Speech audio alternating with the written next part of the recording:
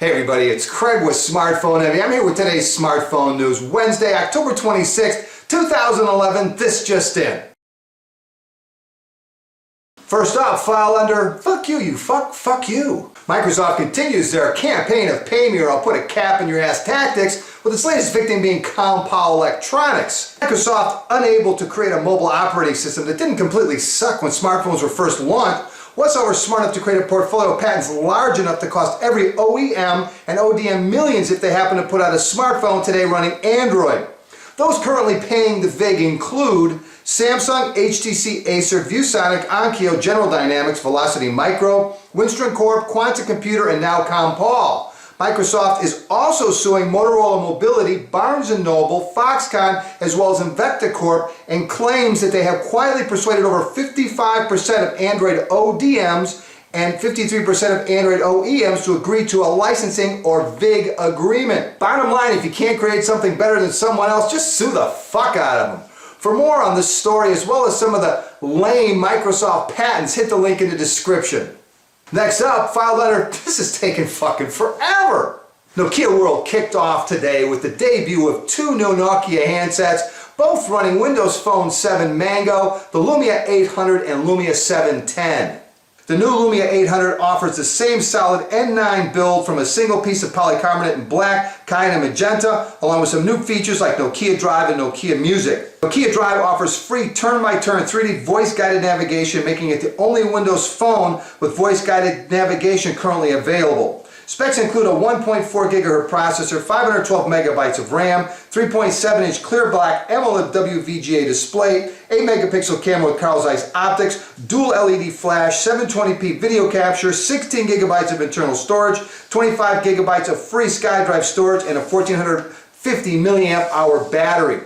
The 800 doesn't offer a front-facing camera like anybody actually gives a shit, and Nokia is pitching this as the first real Windows phone, so take that, HTC, LG, and Samsung. The cost is said to be $585, and the Lumia 800 is expected to start shipping next month. While the Lumia 800 is short on superphone specs, but definitely priced like one, who's getting in line to pick one of these bad boys up? For more info on this, along with a hands-on video, make sure you click on the link in the description. Next up, the Motorola Droid Pro and Droid 2 Global are up for a gingerbread update, which is being sent out OTA as I speak.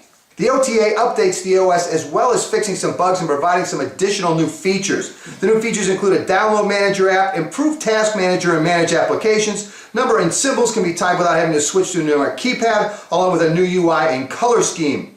The download should take about 20 to 45 minutes depending on your network connection, and the size of the download itself is 14 megabytes. For more on this story, click on the link in the description. Next up, AT&T tweeted that the BlackBerry Bold 9900 may be arriving shortly. AT&T said earlier in the year the 9900 wouldn't arrive until the fall, so it sounds as if they're on track. A report from Crackberry claims the Bold 9900 and Torch 9860 will both launch on November 6th. The Motorola Admiral landed on Sunday at Sprint and offers Android 2.3 Gingerbread, 1.2 GHz processor, 3.1-inch VGA touchscreen display, QWERTY keyboard, and mobile hotspot capabilities. The cost is $99.99 after a $200 instant savings, 2-year agreement, and $50 mail-in rebate via reward card. The HTC Radar is launching November 2nd on T-Mobile for a cost of $99.99 after a new 2-year agreement. The Radar sports a 3.8-inch display, 1 GHz processor, 5 megapixel camera, 720p video capture, 2 megapixel front-facing shooter, 512 megabytes of RAM, 8 gigabytes of RAM, Windows Phone 7.5 Mango, 4G connectivity, and 1520 milliamp battery. And finally, Moto officially announced the Euro version of the Razr yesterday, along with tweeting they'd be releasing ICS Android handsets 6 weeks after Google finishes the final build. As most know, the Droid Razr was unlucky enough to be announced the same day as the Galaxy Nexus and to be released with Android Gingerbread OS instead of ICS, which more or less fucked its debut. So now what does Gumo have up their sleeves other than the lame will update the Razr in early 2012? Does anybody really fall for that shit anymore? I'm interested to see what comes out of Gumo because the potential for some sexy handsets is absolutely unbelievable. My only concern is there anyone over there that can design a hot looking handset without a big fucking bump on the back? That's it for today. Thanks so much for watching, and until next time,